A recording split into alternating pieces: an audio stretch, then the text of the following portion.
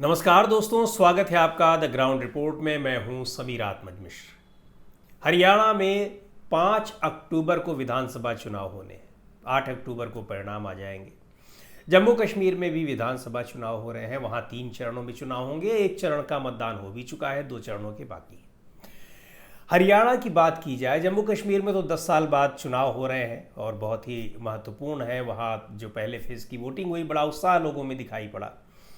हरियाणा में पिछले 10 साल से भारतीय जनता पार्टी की सरकार है। हालांकि 2019 में जब दूसरी बार भारतीय जनता पार्टी ने सरकार बनाई तो उसके पास बहुमत नहीं था, लेकिन अल्पमत में होने के बावजूद सहयोगी दलों की मदद से, यानी जेजेपी, जननायक जनता पार्टी की मदद से उसने सरकार बनाई और चलाई। अभी कुछ दिन पहले जननायक जनता पार्टी ने समर्थन वापस ले लिया था, लेकिन फिर भी सरकार मैनेज कर लिया भारतीय जनता पार्टी ने।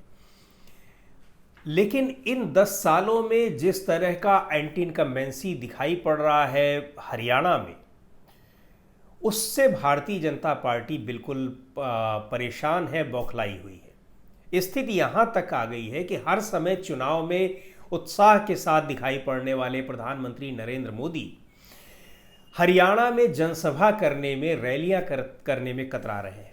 इसका उदाहरण, हालांकि एक रैली वो कर चुके हैं। 14 सितंबर को कुरुक्षेत्र में उन्होंने रैली की और यही वजह है कि अब आगे की रैलियां करने में वो हिचकिचा रहे हैं। महज बताया जा रहा है वहाँ पर, और जो दिखाई पड़ी तस्वीरें जो आई सामने की, 4-5 हज़ार से ज़्यादा की भीड़ वहाँ नहीं थी कुरुक्षेत्र में। अब ये है कि 22 तारीख को उनकी रैली होनी थी सोनीपत में, उसे पोस्टपोन किया गया, टाला गया। 26 को रैली तय की गई कि अब वो सोनीपत की जगह गोहाना में होगी, लेकिन फिर उसकी भी तारीख बदल दी गई। फिर वो 25 तारीख की गई। उसके बाद फिर उसकी तारीख बदल दी गई कि अब 28 तारीख को होगी, और 28 तारीख को अब होगी तो वो हिसार में होगी।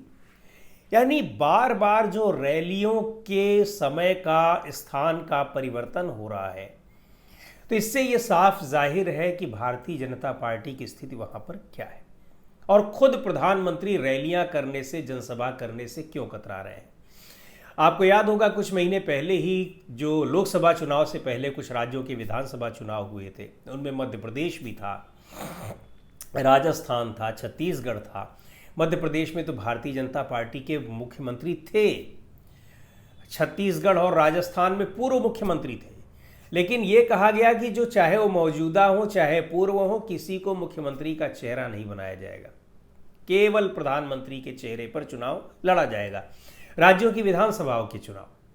और हुआ भी वही, लड़े और जीत भी हासिल की। उसका वो आत्मविश्वास लोकसभा में भी ले गया और लोकसभा में नारा दे दिया प्रधानमंत्री ने कि 400 पार हम ले आएंगे।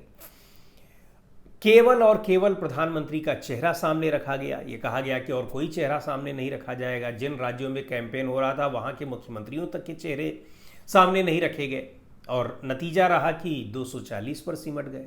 404 तो कोई मतलब ही नहीं था लाने का। लेकिन अब उन लोकसभा के उस नतीजे के बाद स्थिति ये है कि भारतीय जनता पार्टी में कि प्रधानमंत्री नरेंद्र मोदी का चेहरा न तो जम्मू कश्मीर में बनाया गया है और ना ही हरियाणा में। हरियाणा में तो कहा गया कि जो मौजूदा मुख्यमंत्री हैं नायब सिंह सैनी, उन्हीं के नेतृत्व में चुनाव लड़ा जाएगा और लड़ा जा रहा है। प्रधानमंत्री का चेहरा नहीं। इसका मतलब कि पार्टी को आभास है कि वहाँ के नतीजे 8 अक्टूबर को क्या आने वाले हैं। प्रधानमंत्री को आभास है इस बात का कि नतीजे क्या आने वाले हैं। लेकिन जिस तरह से वहाँ प्रधानमंत्री की रैली की तारीखें और जगहें बदली जा रही हैं, उससे ये साफ जाहिर हो रहा है कि किस तरह से भारतीय जनता पार्टी घबराई हुई है। खुद प्रधानमंत्री नरेंद्र मोदी घबराए हुए हैं। अच्छा, केवल प्रधानमंत्री नहीं, जो भारतीय जनता पार्टी के मुख्य एक रणनीतिकार माने जाते हैं, जिनको कहा जाता है, कई बार चाणक्य कहा जाता है भारतीय जनता पार्टी का, केंद्रीय गृह मंत्री, पूर्व राष्ट्रीय अध्यक्ष अमित शाह, वो भी नहीं हरियाणा में जाकर रैली कर रहे हैं।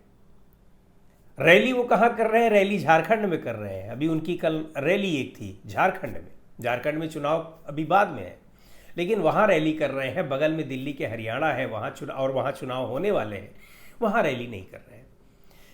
इसके अलावा जो लगभग 9.5 साल तक मुख्यमंत्री रहे मनोहर लाल खट्टर, उनकी कोई रैलियां वहां नहीं दिख रही हैं। चुनाव प्रचार बीच बीच में हो रहा है, यहां तक कि खुद मुख्यमंत्री नायब सिंह सैनी, जो बहुत ही अपनी सीट से, वो जिस सीट से वो हैं विधायक, वहां से उन लड़ने की हिम्मत नहीं जुटा पाए और अति सुरक्षित सीट से उन्होंने टिकट लिया है।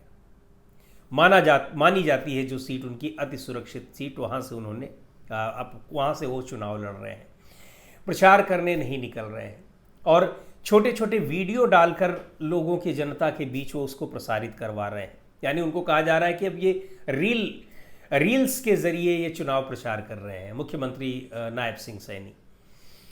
अब ये सारी चीज़ें आखिर क्यों हैं?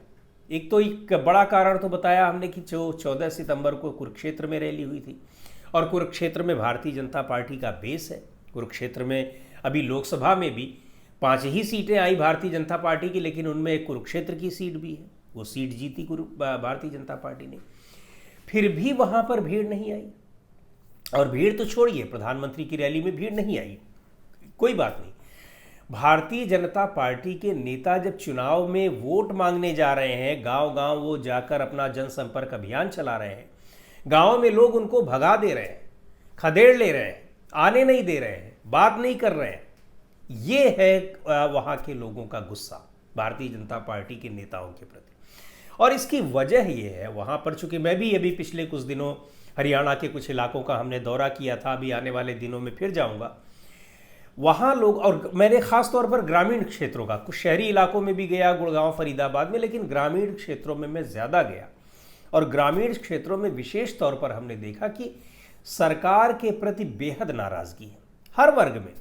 जातीय समीकरण तो अपनी जगह है कि जाटों की नाराज़गी है, कुछ पिछड़े वर्गों की भी नाराज़गी है और दूसरे वर्गों की भी होगी, वो अपनी जगह है।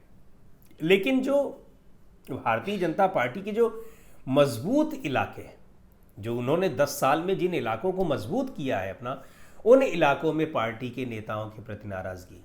किसान अलग नाराज़ हैं, किसानों की नाराज़गी के पीछे एक कारण है ही है, कोई 1-2 कारण नहीं है और मजबूत कारण है। युवा है, बहुत नाराज़गी है उनके अंदर, तो किस तरह से बेरोज़गारी बढ़ रही है, रोज़गार नहीं है, नौकरियां नहीं हैं। तो इस पर जो अग्निपथ योजना लाई गई, उसने तो इतना ज़्यादा वहाँ पर नाराज़ नहीं बल्कि लोगों के अंदर एक गुस्सा पैदा कर रखा है। और यही सारी चीज़, उसके अलावा जो जवान हैं, सरकारी कर्मचारी, कांग्रेस पार्टी ने अपने घोषणा पत्र में वहाँ भी कह दिया कि अग्निपथ के लिए तो पहले ही कहा था कि लोकसभा चुनाव में अपने घोषणा पत्र में कि हम सरकार में आए तो अग्निपथ योजना को ख़त्म कर देंगे, भर्तियाँ वैसे ही करेंगे जैसे पहले हो रही थी। और दूसरे, अब हरियाणा विधानसभा चुनाव में ओल्ड पेंशन स्कीम लाने की बात कह दी है।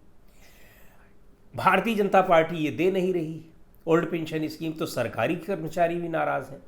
ये सारी नाराज़गी लोगों की भारतीय जनता पार्टी के नेताओं पर, कार्यकर्ताओं पर भारी पड़ रही है इस चुनावी समय में। और यही वजह है कि पार्टी के जो बड़े नेता हैं वो भी वहाँ पर रैलियाँ करने के लिए नहीं जा पा रहे हैं।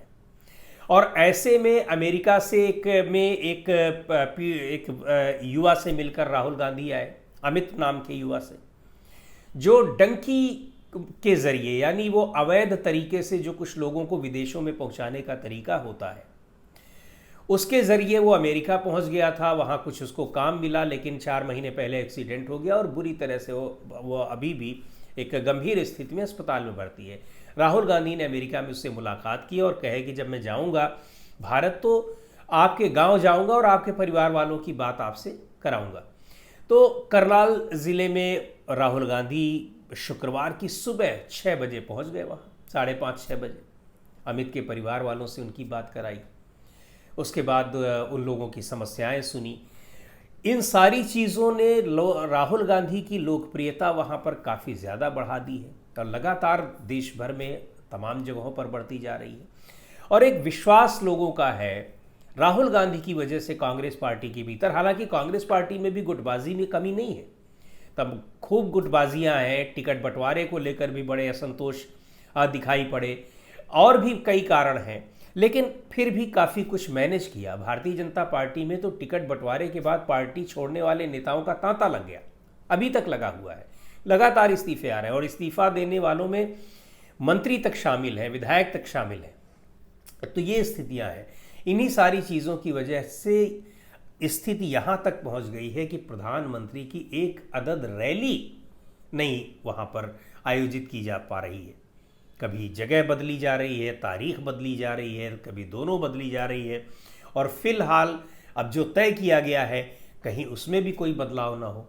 तो ये साफ दिखा रहा है कि प्रधानमंत्री का कॉन्फिडेंस, भारतीय जनता पार्टी का कॉन्फिडेंस और 10 साल चलाने वाली जो सरकार है उस सरकार के जो मुखिया हैं उनका कॉन्फिडेंस ये किस स्तर पर पहुंच चुका है। तो दोस्तों, आज के इस वीडियो में इतना ही। अगले वीडियो में फिर मिलेंगे एक नए विषय के साथ, एक नए मुद्दे के साथ। द ग्राउंड रिपोर्ट के यूट्यूब चैनल को आपने अब तक सब्सक्राइब न किया हो तो ज़रूर कर लें। हमारे वीडियोज़ को लाइक करें, शेयर करें और अपने सुझाव भी हमें ज़रूर भेजें।